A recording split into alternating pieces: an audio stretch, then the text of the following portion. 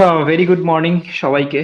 So আজকে আমরা ইংলিশের ওয়ান ওয়ার্ড সাবস্টিটিউশন নিয়ে আলোচনা করবো, যেগুলো বিভিন্ন ধরনের প্রতিযোগিতামূলক পরীক্ষা, যে কোনো, সে তুমি ডাব্লিউবিসিএস বলো, আইসিডিএস বলো, তুমি এসএসসি, সিজিএল, সিএসএসএল বলো, যে কোনো এক্সামে এগুলো আসতে পারে। ঠিক আছে, তো আজকের টপিক হচ্ছে আমাদের ওয়ান ওয়ার্ড সাবস্টিটিউশন। তো আমরা স্টার্ট করছি আমাদের প্রথম question. The science of the causes and effects of diseases. যে আমাদের রোগ হয়, তো রোগগুলোর যে কারণ, তাদের রোগে কি হয় ফলাফল, মানে এই কি কারণে এই রোগগুলো হচ্ছে, রোগ হলে কি করতে হবে, সেই যে আলোচনা, সেই যে চর্চা করা হয়, সেটা কোথায় করা হয়? কার্ডিওলজি, না অ্যালাইনেশন, নাকি প্যাথোলজি? এটা আমরা সবাই জানি, তো এটার সঠিক উত্তরটা হবে কি? প্যাথোলজি, তাই তো? সো এটার কারেক্ট অ্যান্সার হবে প্যাথোলজি। ঠিক আছে, তো আমরা দেখি যে কার্ডিওলজি কি, অ্যালাইনেশন কি আছে, আর প্যাথোলজি কি আছে। দেখো, প্যাথোলজি হচ্ছে একটা branch of medicine that studies the causes, effects and the development of disease. It is the study of the structural and functional changes of the body causes by the disease. তাহলে আমরা বুঝতে পারছি যে আমাদের যে বিভিন্ন ধরনের রোগগুলো হয়, যেগুলো, সেগুলো কোনো নিশ্চয়ই তার পেছনে কোনো কারণ আছে। কি কারণে হচ্ছে, আর সেগুলো হলে আমাদের বডিতে কি চেঞ্জেস হচ্ছে, তো সেই যে ডিপার্টমেন্টটা, সেটাকে বলবো প্যাথোলজি। ঠিক আছে, এখানে রাইট অ্যান্সার হচ্ছে এটাই। কার্ডিওলজি তোমরা সবাই জানো, এটা হচ্ছে বিশেষ করে হার্টের যে ব্যাপারগুলো থাকে, সেইগুলো নিয়ে যে ডিপার্টমেন্ট চর্চা করে। হার্টের যে বিভিন্ন ধরনের ডিসঅর্ডার গুলো থাকে, সাপোজ হার্টবিট কমে গেছে বা সামথিং, হার্টের সমস্যা হচ্ছে, হার্ট ব্লক হয়ে যাচ্ছে, তারপরে আমাদের যে রক্তের যে কণিকাগুলো আছে, সেগুলো যদি ডিসব্যালেন্সড হয়ে যায়, সাপোজ মনে করো রক্ত কণিকা, আরবিসির পরিমাণ বেড়ে যাচ্ছে, কমে যাচ্ছে, তারপরে তোমার ডব্লিউবিসি, হোয়াইট ব্লাড কর্পাসেলস যে কণিকাগুলো আছে, তাদের পরিমাণ মানে ডিসব্যালেন্সড হয়ে গেলে সেই চর্চা করা হয়। তো সেটা হচ্ছে আমাদের কার্ডিওলজি ডিপার্টমেন্ট। আর এখানে আরেকটা অপশন আমরা দেখতে পাচ্ছি, অ্যালাইনেশন। অ্যালাইনেশন হচ্ছে the state of being emotionally or mentally separated from a group or an activity. তো আমরা অনেক সময় কি হই, যে আমরা যে নরমাল অ্যাক্টিভিটি গুলো করে থাকি, আমরা গ্রুপে বা সামথিং একসঙ্গে মিলেমিশে করতে, অনেক সময় কি হয়, মানুষের মধ্যে এরকম একটা রোগ দেখা যায়, সে পুরোপুরি গ্রুপ থেকে সেপারেট হয়ে যায়। তার যে অ্যাক্টিভিটি গুলো, সেগুলো ওই অন্যান্যদের মতো অ্যাক্টিভিটি নয়, একটা ও মেন্টালি ভুগতে থাকে, ইমোশনালি ভুগতে থাকে। তো সেই যে অবস্থাটা, সেটাকে বলে অ্যালাইনেশন। তাহলে আমরা এখানে যে আমরা তিনটে অপশন দেখলাম, the science of the cause and effects of diseases, তো কার্ডিওলজি আমরা বুঝে গেছি, অ্যালাইনেশন আমরা বুঝে গেছি, তো এটা আমাদের রাইট অ্যান্সার হবে প্যাথোলজি। চলো আমরা চলে যাচ্ছি আমাদের সেকেন্ড কোশ্চেন। সেকেন্ড কোশ্চেন কি বলছে? Something that controls and puts limits on something. তো সামথিং দ্যাট কন্ট্রোলস মানে কোনো কিছু আমাদের মধ্যে আছে যেটা আমাদের কি কন্ট্রোল করে, কন্ট্রোল করে, পুটস লিমিট, লিমিট ক্রিয়েট করে অন সামথিং, কোনো কিছুর উপর, মানে কোনো কিছু আমরা অত্যাধিক করব না, তার মধ্যে একটা লিমিট তৈরি করবে, এটা আমাদের ভেতর থেকে আসবে। সেই জিনিসটা কি? ল্যাটিটিউড, না লিওয়ে, না কার্ভ? এখানে দেখো, ল্যাটিটিউড আর লিওয়ে, এটা অ্যাকচুয়ালি স্বাধীন, এই দুটোর মানে হচ্ছে স্বাধীন, এই দুটো প্রায় সিমিলার মিনিং, সুতরাং এই দুটো হচ্ছে না। কার্ভ মানে হচ্ছে এই জিনিসটা, something that controls, put limits on something. আমাদের যে ওই কন্ট্রোল গুলাকে কন্ট্রোল করে, যে আমাদের ইমোশনটাকে, যে সামথিং যেটা আমাদের লিমিট তৈরি করে দেয়, তো সেই জিনিসটাকে বলবো আমরা কার্ভ। তো এটা আমরা একটু ইলাবোরেট করে দেখি, আমরা কি পাচ্ছি এখানে। Curve means limit or control something, specially something bad, মানে কোনো কিছু যদি খারাপ দিক থাকে, সেই জিনিসটাকে কন্ট্রোল করে। কে কন্ট্রোল করে? কার্ভ। বুঝতে পারছো, এটা কোনো মানুষ নয়, এটা ভেতর থেকে একটা আসে জিনিস, সেই জিনিসটাই হচ্ছে কার্ভ, সেটাকে বলবো, যেটা আমাদেরকে কন্ট্রোল করতে হেল্প করে। আর ল্যাটিটিউড কি, আরেকটা আমি দেখেছিলাম দুটো অপশন, লিওয়ে এন্ড ল্যাটিটিউড, এই দুটো অপশন অলমোস্ট সেম, যার মানে হচ্ছে স্বাধীনভাবে তুমি কোনো কিছু করছো, means freedom two behave, act or think the way one wants to, তুমি যা চাচ্ছ তা স্বাধীনভাবে করতে পারছো, সেটাকে বলো ল্যাটিটিউড বা লিওয়ে। ঠিক আছে, দুটো similar meaning. The amount of freedom to move or act that is available, তোমার মধ্যে যেটুকু স্বাধীনতা আছে, সেই স্বাধীনভাবে তুমি কিছু করতে পারছো, তোমার মধ্যে স্কোপ আছে, তোমার মধ্যে ফ্রিডম আছে, এই জিনিসগুলো হচ্ছে ল্যাটিটিউড। এগুলো হচ্ছে সিমিলার ওয়ার্ড। ঠিক আছে, তো আমাদের যে কোশ্চেনটা আছে, সেটা হচ্ছে আমাদের যে কন্ট্রোল করে, যে আমাদেরকে কোনো কিছু একটা লিমিটের বাইরে আমাদের যেতে না দেয়, বা কোনো একটা ব্যাড হ্যাবিট থেকে আমাদেরকে কি করে, স্টপ করে বা কন্ট্রোল করে দেয়, সেটা হচ্ছে কার্ভ। বোঝা গেল? আশা করি সবাই বুঝতে পেরেছো। চলো আমরা নেক্সট কোশ্চেনে চলে যাচ্ছি।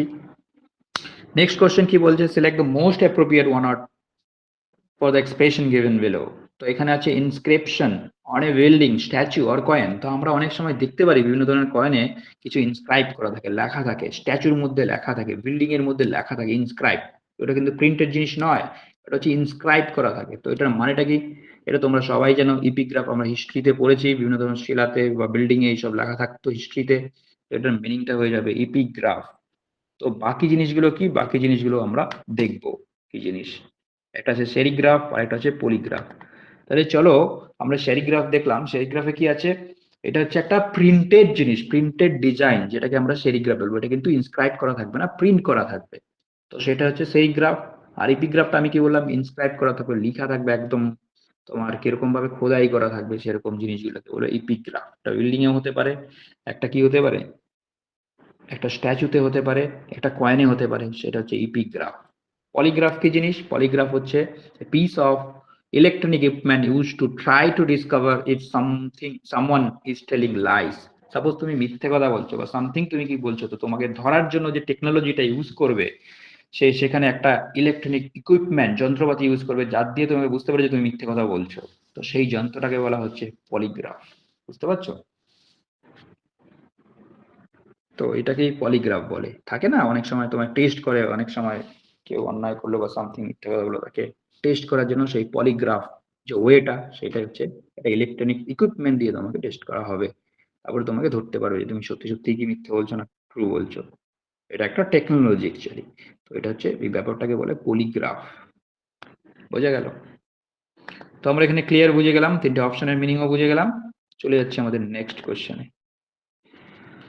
Relating to cultivated land or the cultivation of land. এটা আমরা জানি, কারণ আমাদের ইন্ডিয়া হচ্ছে চাষাবাদের জন্য একটা এগ্রিকালচারাল কি ফিল্ড, তাই তো? ইন্ডিয়ার ম্যাক্সিমাম লোক, মেজরিটি লোক চাষাবাদ করে। তো আমরা এটা জানি, এটা আমরা জানি যে ইন্ডিয়ার ইকোনমিটা কি, এটা ইকোনমি রিলেটেড একটা টার্ম, ঠিক আছে? এটা আমরা জানি অ্যাগ্রেরিয়ান। তো ইন্ডিয়া হচ্ছে অ্যাগ্রেরিয়ান ইকোনমি, রাইট? কারণ এখানে চাষাবাদের পরিমাণটাই বেশি হয়। তো এটার অ্যান্সার হবে অ্যাগ্রেরিয়ান, AGRARIAN।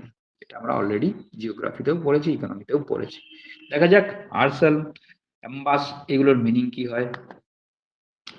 চলো অ্যাগ্রিগেশন অলরেডি যেটা আমাদের দেওয়া আছে question answer, relating to cultivated land আর কাল্টিভেশন অফ ল্যান্ড। আর আদার জিনিসগুলো যেটা আছে সেটা আমরা একটু দেখবো। আর্সনে কি আছে? Arson, the criminal act or deliberately setting fire two property. মানে কেউ যদি আগ লাগিয়ে দেয়, বলে না আগ লাগিয়ে দিয়েছে, ক্রিমিনাল অ্যাক্ট করা, মানে একটা ক্রিমিনাল কাজ করছে এরকম অ্যাক্ট, সেটাকে বলছে আর্সন। অ্যাম্বাসটা কি?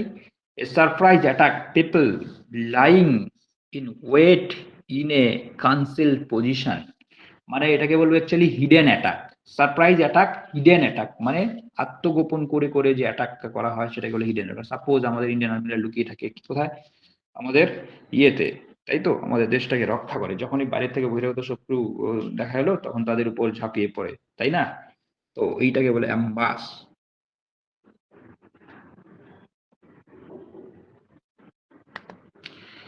নেক্সট দেখো, সাইন্স অফ স্পিচ সাউন্ডস। এই যে আমরা যে কথা বলছি, সাউন্ডস গুলো এসছে, তো তাদের যে সাউন্ডটার উপর বেস করে যে সায়েন্সটা, বিজ্ঞানটা, তাকে আমরা কি বলবো? প্লেভিয়ান, পায়োনিয়ার, ফোনেটিক্স। পায়োনিয়ার তো হবে না, পায়োনিয়ার হচ্ছে বিশিষ্ট কোনো লোক, সামথিং যেটা নিউ আবিষ্কারের মতো, মানে আবিষ্কার নয় বাট সামথিং একটা নবজাগরণের সূচনা করে, সেই ধরনের লোককে বলে পায়োনিয়ার। যেরকম আমরা ইতিহাসেও পড়েছিলাম, আমাদের রাজা রামমোহন রায়, বঙ্কিমচন্দ্র, ঈশ্বরচন্দ্র বিদ্যাসাগর, এগুলো ছিল পায়োনিয়ার, ঠিক আছে? এই লোকগুলো, এই যে প্রতিভাগুলো ছিল, যে প্রথমে জিনিসটাকে তুলে ধরবে, একটা ভালো দিক, সেটাকে বলে পায়োনিয়ার, বিশিষ্ট কোনো লোক। তো যাই হোক, এখানে আছে সায়েন্স অফ স্পিচ সাউন্ডস। তাহলে আমাদের যে শব্দ, শব্দর যে সায়েন্সটা, আমাদের যে স্পিচ কথা বলছি তার যে, এটা নিয়ে যে চর্চা করা, যে বিভিন্ন ধরনের সাউন্ডের কলা ভাগগুলোকে বোঝা, সেই যে বিজ্ঞানটা, সেটাকে আমরা বলবো ফোনেটিক্স। এটা আমরা আগেও পড়েছি ফোনেটিক্স। তো বাকিগুলো আছে প্লেভিয়ান, পায়োনিয়ার তো বললাম। প্লেভিয়ানটার মানে কি একটু দেখে নাও।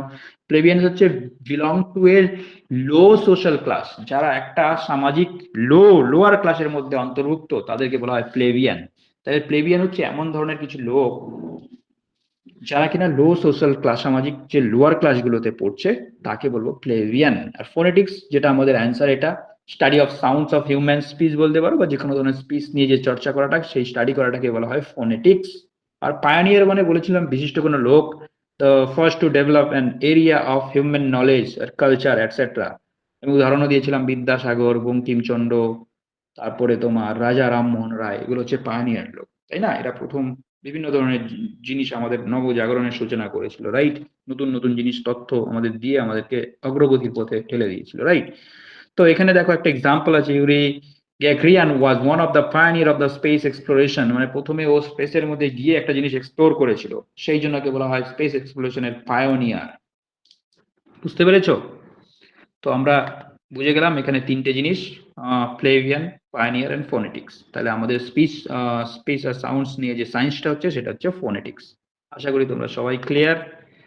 চলো চলে যাচ্ছি আমাদের নেক্সট কোশ্চেনে। দ্য ওয়াক এমলেসলি, এমলেসলি যে হাঁটা, তোমার কোনো লক্ষ্য নেই, তুমি এদিক ওদিক হেঁটে বেড়াচ্ছ, মানে বাচ্চা মানুষের মতো হাঁটা, তাহলে এটাকে কি বলবো? ক্রল? না, ক্রল মানে হচ্ছে হামাগুড়ি দেওয়া। অ্যাম্বল, স্প্রিন্ট, না স্লাইটার। তাহলে ওয়াক এমলেসলি মানে এদিক ওদিক রোম করা আর কি, তোমার উদ্দেশ্যবিহীন ভাবে। তো সেটাকে আমরা কি বলবো? ওটাকে আমরা বলবো অ্যাম্বল। তো বাকিগুলোর মিনিংটাও দেখে নেই। অ্যাম্বেল মানে হচ্ছে to walk slow and relaxed way, relax speed, মানে এরকম না খুব জোরেও না খুবও না, মানে যেরকম আমরা অ্যাম্বেল এদিক ওদিক ঘুরে বেড়াচ্ছি, সি বিচের মধ্যে যেরকম কি আমরা ঘুরতে গেলে যেরকম ঘুরে বেড়াই, সেটাকে বলে অ্যাম্বেল। ঠিক আছে, দেখে নাও একবার। ওয়াক এমলেসলি, ঘুরতে গেছি, দার্জিলিং গেছি, উপভোগ করছি চা বাগান, যেরকম ভাবে ঘুরে বেড়াচ্ছি। সি বিচে যাচ্ছি, এদিক ওদিক রিল্যাক্স করছি, যে সি বিচের যে মৃদুমন্দ হাওয়াটা। তো যাই হোক, বাকিগুলোর মিনিং দাও। দেখো কি আছে, স্প্রিন্ট। স্প্রিন্ট কি হচ্ছে? Run a short distance at a very fast as you can. Suppose তোমাকে বললো 50 মিটারের দৌড় খেলা বা 100 মিটারের দৌড় খেলা, তখন তুমি কি রোমিংয়ের মতো আস্তে ধীরে ঘুরে বেড়াবে, রিল্যাক্স করবে? না, তুমি জান লাগিয়ে তখন ঘুরে বেড়াবে, কারণ একটা ছোট্ট ডিস্টেন্স তুমি কাভার করছো, সেটাকে বলবো স্প্রিন্ট। এরকম 100 মিটার, ওশেন বোল্ট যে আছে 100 মিটার যাচ্ছে 8 দশমিক সামথিং সেকেন্ডে, 9 সেকেন্ডে। তার মানে কি একদম জান দিয়ে লড়ছে, তার মানে ওকে যদি আমি 1 কিলোমিটার বলি সেই স্পিডে দৌড়াতে পারবে? পারবে না। তো স্প্রিন্ট মানে হচ্ছে ছোট্ট একটা পার্ট, ছোট্ট একটা অংশ যেটা ভেরি ফাস্ট তুমি কভার করছো, সেটাকে বলবো স্প্রিন্ট। ক্রাউল, ক্রাউল হচ্ছে তুমি জানো বাচ্চারা ছোটবেলায় হামাগুড়ি দিচ্ছ, moving slowly with your body on a close on the ground or on your hands and needs, তোমার হাত পা সবকিছু গ্রাউন্ডের মধ্যে থেকে তুমি হামাগুড়ি দিয়ে চলছো, এটাকে বলে ক্রাউল। ঠিক আছে, আর স্লাইটার কি জিনিস? Slither to move by sliding from side to side along the ground like a snake. তুমি যদি কি করে সাইড টু সাইড যদি তুমি স্লাইড করো, স্লাইড বলে না, স্লিপ খাওয়া যেটাকে বলে, মানে সাইড টু সাইড তুমি যদি মানে চলো, তখন সেটাকে বলে কি? স্লাইটার।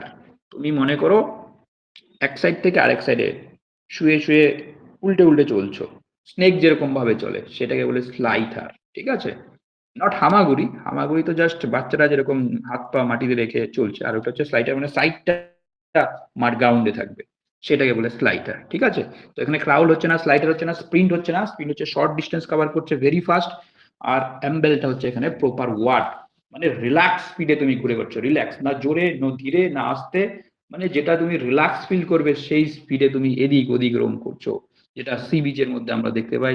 কেউ কোথাও ঘুরতে গেলে দার্জিলিং ফার্জিলিং এর যে উপভোগ করে, সেখানে দেখতে পাই, বিভিন্ন ভ্যালিতে দেখতে পাই। তো সেটাকে বলবো আমরা ওয়াক এমলেসলি, দ্যাট ইজ অ্যাম্বল।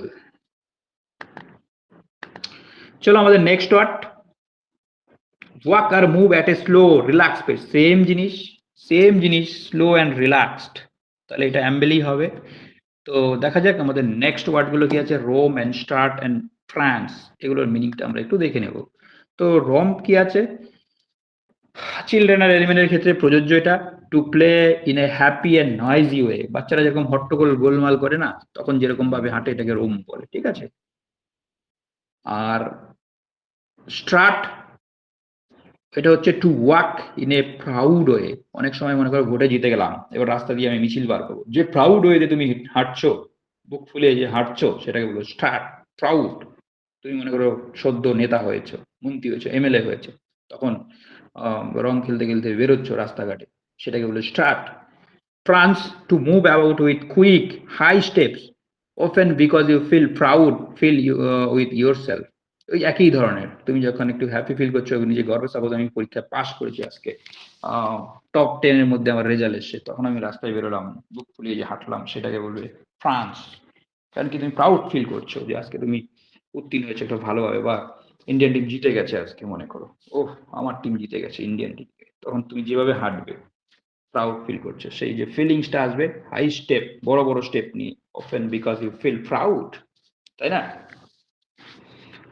মানে উইনারদের যে স্টেপস সেইগুলোকে বলে ফ্রান্স। তাহলে বোঝা গেল, এখানে আমরা বুঝে গেলাম। তাহলে স্লো রিল্যাক্স পেজ হলে অ্যাম্বেল হয়ে যাবে, অ্যান্সার দুটো একই কোয়েশ্চেন অ্যাকচুয়ালি। চলো আমাদের next question, to throw an event into confusion or disorder. To throw an event into confusion or disorder, তুমি একটা ঘটনা এমন ঘটিয়েছো যেটা কনফিউশন ক্রিয়েট করেছে, ডিসঅর্ডার, ডিসব্যালেন্সড, মানে ডিসঅর্ডার মানে যেটা করা উচিত ছিল না বাট তুমি করে নিয়েছো, এটা ডিসঅর্ডার ক্রিয়েট করে দিয়েছে, মানে সামথিং যেটা ব্যাঘাত তৈরি করেছে। তার মানে আলটিমেট কি ডিসরাপ্ট, ব্যাঘাত তৈরি করা মানে হচ্ছে ডিসরাপশন, তাই তো? তাহলে ডিসরাপ্ট হবে এটার অ্যান্সার। বাকিগুলো দেখে নেই। ডেনোটেট, ডেটোনেট, ডেটোনেট কি, ইরাপ্ট কি, এক্সপ্লোড কি। এক্সপ্লোড তো তোমরা জানো, বিভিন্ন ধরনের বিস্ফোরণ টিস্ফোরণ হলো যে আওয়াজের সঙ্গে যে জোরে এটা হয় সেটাকে বলে এক্সপ্লোড। ইরাপ্ট, ইরাপ্ট ওই ধরনের কিছু ইরাপশন আমরা জমিতে পড়েছিলাম না, তোমার কি হয়, ক্ষয়ে যায় সেটাকে বলে ডেটোনেট। তো আমরা এটার যেটা অ্যান্সার কনফিউশন আর disorder, to throw an event into confusion আর ডিসঅর্ডার, সেটার মানে হচ্ছে ডিসরাপ্ট করা। ঠিক আছে, দেখে নেই আমি বাকি অপশন গুলো কি আছে। দেখো ডিসরাপ্টে কি আছে, interrupt by causing a disturbance আর প্রবলেমস, সেম জিনিস আমাদের যেটা আছে কোশ্চেনে।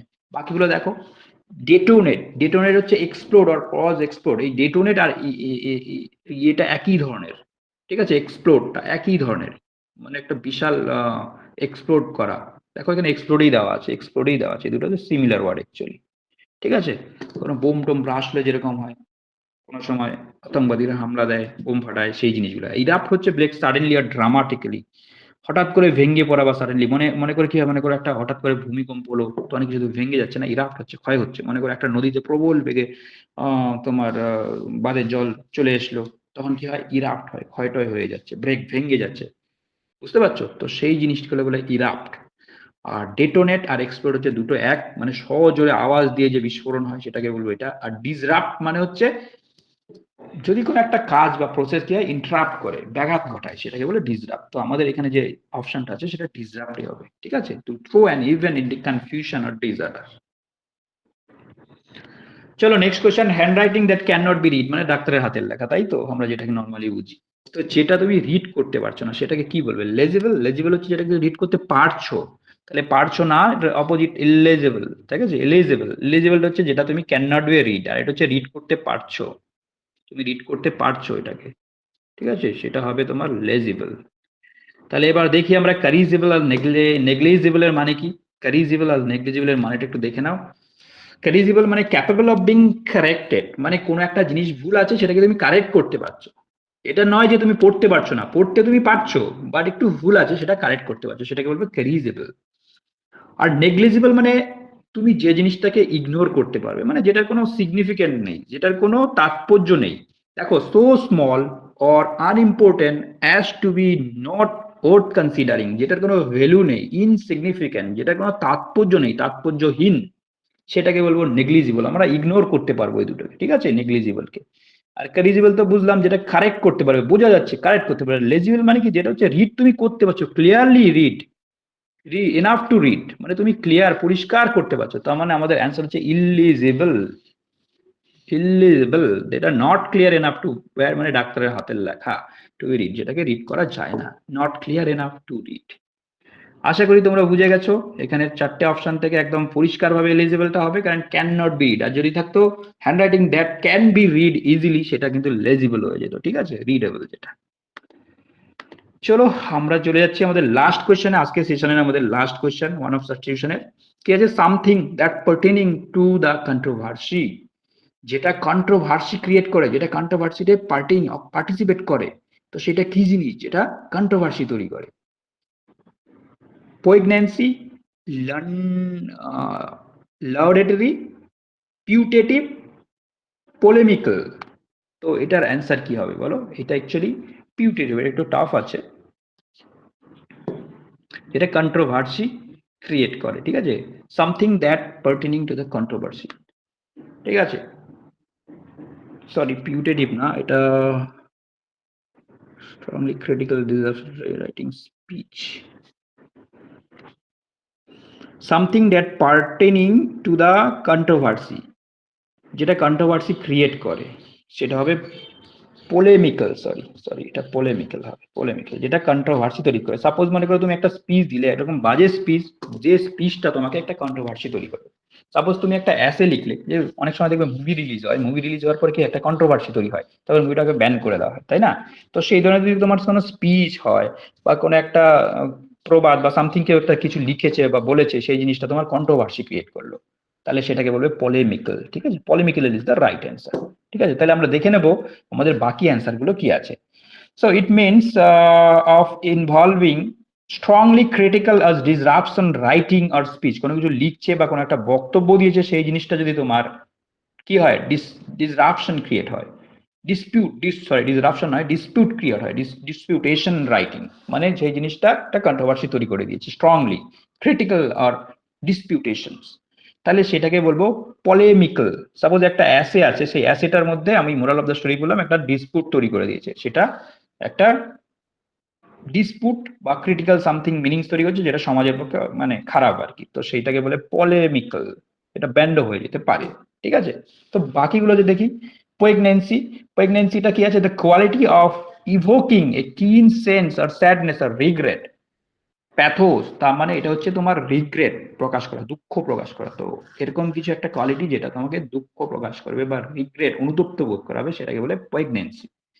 এবার তুমি দেখো লন্ডেটরিটা কি আছে, লডেটরিটা কি আছে, এক্সপ্রেসিং প্রেজ অ্যান্ড কমেন্ডেশন, কোনো কিছু তুমি প্রশংসা করছো, কমেন্ট করছো, সেটাকে বলে কি, লডেটরি। লডেটরি মানে তুমি কোনো কিছু একটা প্রশংসা করছো, কোনো একটা কমেন্ট করছো, ভালো প্রশংসা করছো, সেটাকে বলে লডেটরি। বুঝে গেলাম, তাহলে আমরা প্রেগনেন্সি বুঝে গেলাম, লডেটরি বুঝে গেলাম। পিউটেরিভটা কি, পিউটেরিভটা হচ্ছে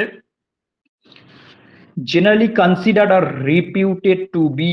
পিউটেটিভ মানে সাপোজ, মনে করো একটা জিনিস তুমি করলে, করার পর এটা তুমি বলতে যাচ্ছ, এটা এক্সপ্রেস করতে যাচ্ছ যে এই জিনিসটা আমি করেছি, এটা এই উপকার, তো সেই জিনিসটা আমি অ্যাকসেপ্ট করবো না রিজেক্ট করবো সেটা আমার উপর। তো আমি যদি এটাকে কনসিডার করে নিই, ঠিক আছে, তোমার জিনিসটা তুমি যেটা ভেবেছো সমাজের জন্য বা সামথিং কোনো কিছুর জন্য ভেবেছো, সেই জিনিসটা আমি অ্যাকসেপ্ট করে নিলাম, তো সেটাকে বলে পিউটেটিভ।